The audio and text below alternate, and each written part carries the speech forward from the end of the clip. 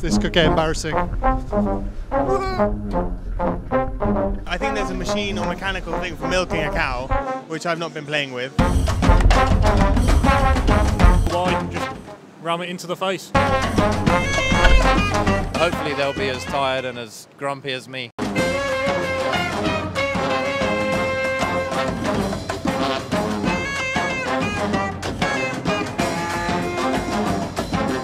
Hello there, welcome back to our favourite agricultural college. It's Harper Adams University. Why are we here? For the same reason we usually come here. It's for the Neo. The Neo Invitational as it used to be called, but this year it's the 10th year, it's called the Neo X.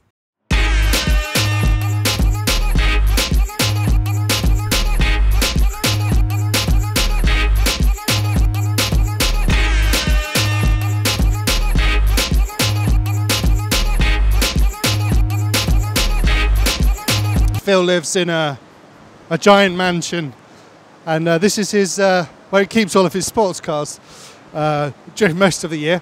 And I'm kidding, of course. You've done the place up nice again. Yeah, thank you. Yeah, we put a lot of work into the banners. Obviously, there's this track which has been made in the meantime. I mean, I think they're going to struggle to improve next year because it's pretty awesome. Yeah, it's good. It's just awesome. Just everything. The event's just fun. The track is better than anything else we have in the UK. It's just the sheer excitement and the fact that nobody's ever practiced on it before. You race all over the world, obviously, and you've just come back from Silver State. How does it compare to those big American and big European races? After coming, I mean, Silver State's not a very big track, but this doesn't. I mean, it's not small, but it feels nice. It feels like you're in contact with the car everywhere. And after doing Nitro Challenge a couple of weeks ago, where your car feels like it's in the other field, this feels nice, where you can actually see the car, you could probably hear it, and you can get a real good feel for the car wherever you are. You opened the doors about 4 o'clock? Yeah, 4 o'clock exactly on the dot as usual. It used to be a controlled chaos, but now it's a very much of an anticlimax where we kind of filter people through and they collect their t-shirts, check their personal transponders, all very boring stuff to be honest compared to the racing on track.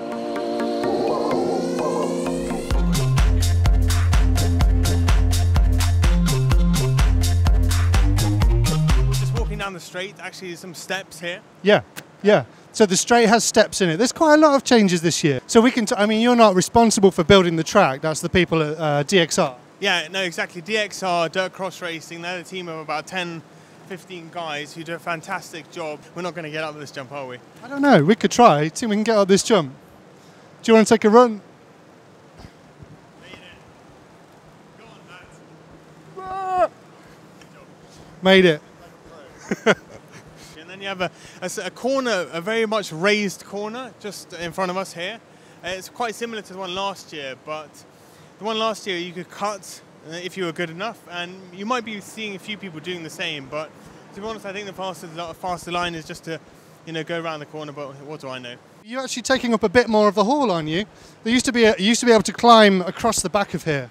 Yeah, that's going to be an interesting conundrum to solve when we have a few people here getting spectators in. Yeah, they've basically gone all the way back to the side of the track, which is different. Actually, where are all the spectators going to go? Home or watch online and watch your coverage online. No, slightly little double there and going down a bit of a drop down 90-degree corner, no 180 actually. And then we turn around. This is usually the section where we have the big jumps, but we've got a very interesting option section. Now this is interesting. Yeah, it's kind of like my looks. Pick and choose whichever line you want. I saw some of the guys, they're practicing both types of lines, but it'll be interesting when we get to heat 17, the top heat of Nitro, see which line they go for, if it's going to go inside, do a sort of double and a single, or you're going to go over the tabletop and follow straight into the corner. We'll see what happens. Once before we had an option and it didn't really work out, did it? It became one line, that option, but it also became a do or die last lap kind of option as well. But they kind of tweaked the option, didn't they, to try and make the uncompetitive one a bit more competitive, so it genuinely felt like an option. Yeah, that's also a thing we can do. The race is 4 days, so it gives us the ability to slightly change the track if need be, just to make it more fun and raceable.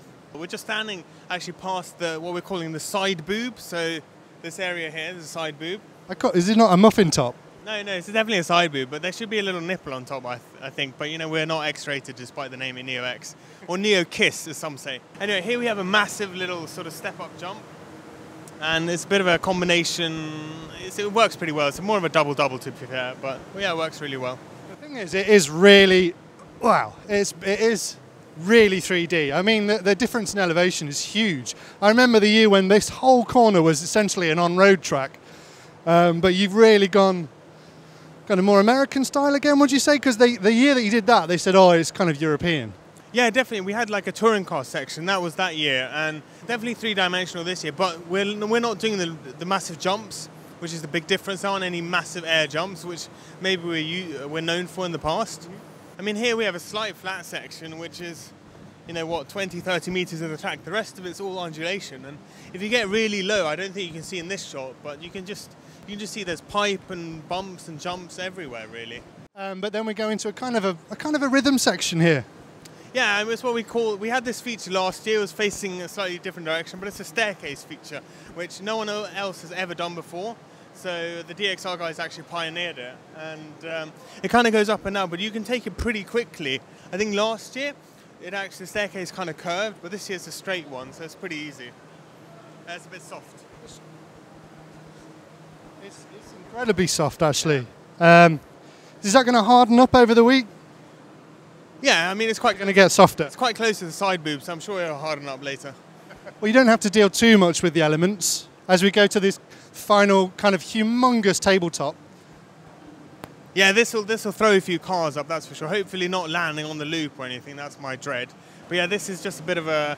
It's going to flick cars quite high, and you know that basically completes the lap. There's a slight little interesting. I mean, they're going to come off this little jump just before the start of the straight at pretty high speed. It's pretty actually impressive to watch as they land along the straight. And yeah, a short straight by Neo standards, but I think quite a fun lap, to be honest. And I think racers will love it. You know, from what I've heard from top guys, they say, yeah, it looks fantastic. You're a bit of a Neo veteran, aren't you? I certainly am. I think I've done them all. Done them all? What is it that keeps bringing you back to the Neo then? Just the whole experience, like all the best drivers in the world trying to compete against them, and also the track is like, it's like the best you ever go, so... This has got everything, to be honest. It's the facility, it's the fact that if it rains, that you can just carry on with the event, and just the organisation's fantastic. You've not done the Neo before? No, not that. First year? Yeah. How did you find out about the Neo? Oh, well, I've watched it on the internet like years before, so it's really good. It's awesome. It's my first time at Neo. Really? Yeah, and I can't wait to drive it. How did you find out about the Neo? How do you not find out about the Neo? I don't know. I've been following Neo Buggy for 10 years now, I think. Okay. And every year I've been like, I want to go to Neo, and every year I didn't go and I regretted it. And so this year I came all the way from Switzerland. Yeah, I race at Hearts, like local club, but that's about it really. And then, yeah, we got lucky enough to get into one of the big ones. And it's fun. You get to see everybody. You get to see the top guys racing around the world. You don't get to see those guys that often. We go through from the dirt track to the machinery hall, and there is some really awesome machinery, but it's all dusty and in the corner. There's Mr. Adrien Bertin is here. There's lots of famous guys here. Not much anymore. It's kind of empty at the moment, to be fair. But yeah, lots of dusty machinery back in over there. You can see a tyre. There's basically a lot of farm stuff. I think there's a machine or mechanical thing for milking a cow, which I've not been playing with. Okay. But you seem to know a lot about it. Well, I walk past it, so I take a general interest in agricultural machinery these days, having been here so much. This wasn't the only venue you've had for Neo, was it? No. You might almost say that after the first year, it possibly shouldn't have ever happened again. No, definitely. That's absolutely the case. 2005 is kind of the year that no one really remembers, least of all me. It's actually the first ever race was in Belgium on the docks in Antwerp. I had an interesting co-organizer who disappeared for a little bit on the Friday morning, which we won't speak about. Those who know. But I was 18 at the time, pretty young, naive guy, and it was just complete bedlam. I think on the Friday we had 25 people on the driver's stand doing free practice, and we had one fan which was supposed to suck out the air, and I mean, I think it aged us by 2-3 years or something. So it's the year which actually Jared Tebow came, and we actually put up a money prize. So a lot of famous drivers came, which was awesome. But it's kind of and you would think that there'd be a chance that they wouldn't come again, but they come here, and they don't come here for the weather.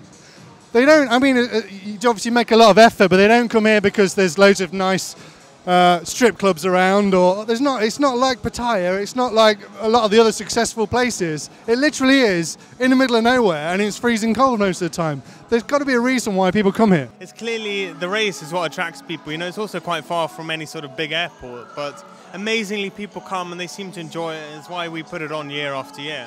You know, it's one of the most successful races in 1/8 scale off-road. For sure, this year is probably the biggest race of the season, at least this year as far as I'm concerned. Because there's no worlds. Yeah, no, exactly, there's no world, exactly, yeah. Might add that. And we are back in the car park, it's nice and chilly. This is an ideal place to end, the full circle of, I think we've covered everywhere. We haven't seen the dorms yet, the rooms where a lot of the racers sleep. They're over there in that building there. Right, okay, thanks Phil. Thank you very much, Matt. Thank you. Bye.